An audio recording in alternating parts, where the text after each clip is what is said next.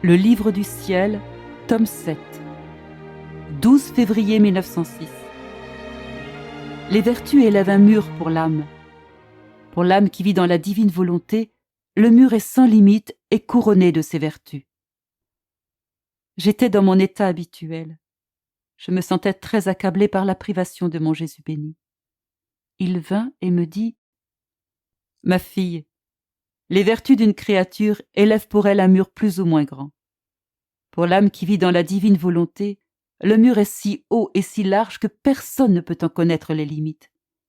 Il est d'or massif et ne peut être soumis à aucun désastre. Parce que lorsque l'âme vit dans la divine volonté, c'est-à-dire en Dieu, Dieu lui-même la garde. Aucune puissance ne peut vaincre Dieu. L'âme qui vit dans la divine volonté est ornée d'une lumière similaire à la lumière qui existe en Dieu. Cette âme brillera au ciel plus que les autres et sera une occasion de grande gloire pour les saints.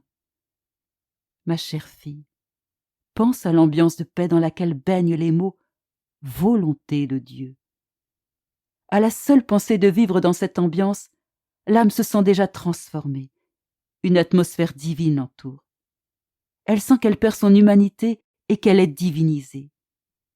Si elle est impatiente, elle devient patiente.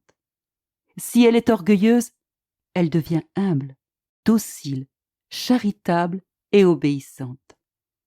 En somme, de pauvre qu'elle était, elle devient riche. Toutes ses vertus se développent et deviennent une couronne pour ce mur sans limite.